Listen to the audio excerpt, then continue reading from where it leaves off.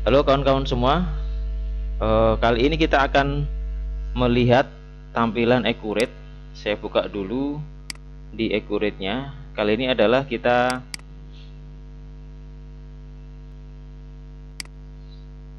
masuk ke accurate ya. Seperti biasa, supervisor, kata kunci dan username-nya kita belum merubah. Nah, kita akan merubah settingan. Pertama adalah kita lihat di sini untuk preferensi. Nah, preferensi kita akan rubah tampilan accurate. Nah, di sini silakan dicek-cek ya. Untuk saya akan coba mengganti skin, ini tampilan warna ya. Kita bisa pilih skinnya yang kita inginkan. Misalkan kita akan mengganti ke tampilan dark street, nah, seperti ini.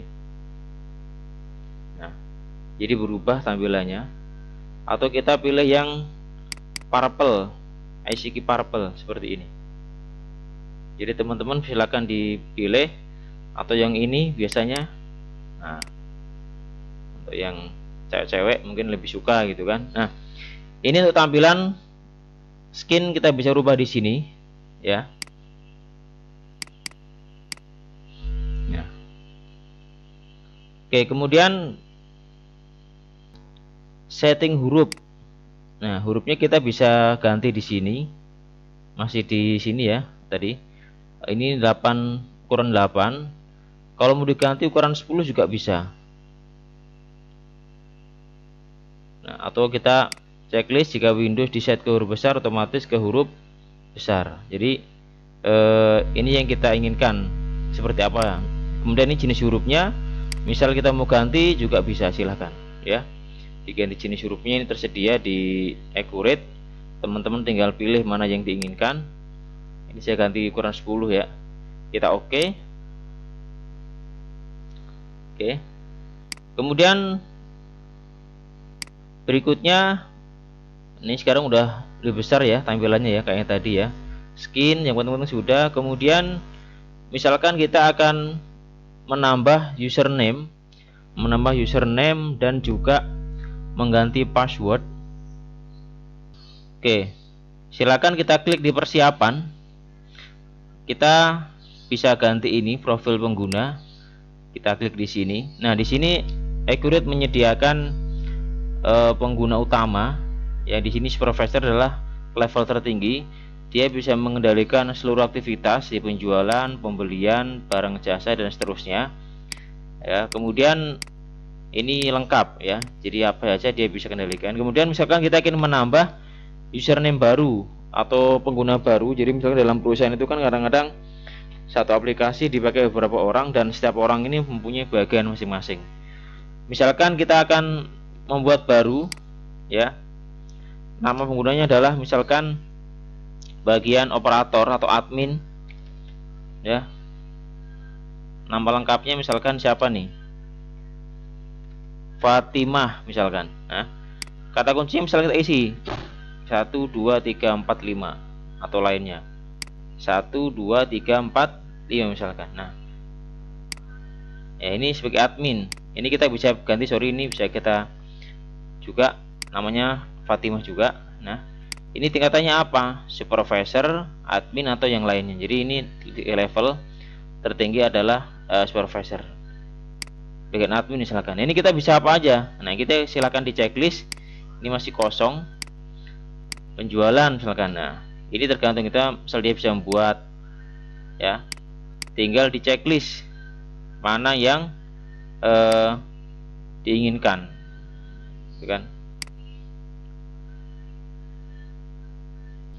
Nah, ini masih admin ya. Kita ganti saja misalkan dia sebagai user, pengguna. Nah, jadi kita pilih penjualan, bisa membuat misalkan. Nah, jadi kita checklist misalkan seperti ini ya. Ini kita hanya apa saja kita bisa isi ya. Misalnya juga bagian pembelian misalkan. Nah, jadi tergantung kebutuhan perusahaan, dia bisa apa saja yang kita kasih hak gitu kan. Nah, ini setelah itu kita simpan. Nah, kembali ke kita lagi. Sekarang sudah ada 2 pengguna. Misal mau nambah lagi, nah nambah baru, silahkan ya, ditambah sebagai apa.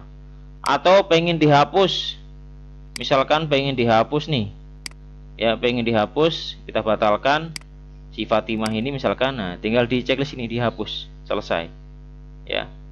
Ini untuk username. Jadi nanti ketika Fatimah buka Accurate, dia hanya membuka fasilitas yang tadi telah kita tentukan, yaitu di bagian penjualan. Nah seperti itu teman-teman. Kita juga bisa misalkan mau men-setting rancangan formulir, klik persiapan rancangan formulir. Misalkan kita akan melihat penjualan seperti ini, kita klik saja penjualannya, ini settingannya. Nah silakan ditulis desainnya seperti apa ya, ini layar segala macam kita bisa buang ya, atau diisi tergantung kebutuhan kita masing-masing. Jadi ini nanti formnya kita lihat seperti ini. Ini hasilnya seperti ini kalau nggak kita rubah. Nah seperti ini, teman-teman tinggal tambahkan nama company-nya ya, otomatis di sini tersimpan. Sales invoice, ini settingan default dari sana. Silakan bisa digeser-geser ya, atau dirubah juga bisa. Jadi teman-teman tinggal diatur di sini ya, atau mau diimpor dan lainnya. Ini silahkan sesuai kebutuhan masing-masing untuk persiapan formulir. Langkah ini mah nggak mesti dikerjakan, ini hanya untuk tambahan materi agar kita ini mengetahui menu-menu yang disiapkan oleh Accurate. Ini tampilan yang lainnya, berkas ini saja yang bisa dikerjakan banyak. Kemudian persiapan, ini menu-menunya. Untuk daftar, ini adalah menu yang disediakan. Aktivitas untuk transaksi dan lainnya di sini. Ini laporannya ya, sudah input, include laporan SPT, PPN, e-faktur dan lainnya. Tinggal kita ambil data ke sini ya. Teman-teman, demikian sedikit menjelaskan tentang menu-menu faktur tambahan, melanjutkan dari video sebelumnya. Semoga bisa menambah wawasan kita. Terima kasih. Jangan lupa bantu saya dengan subscribe, like, and share ya.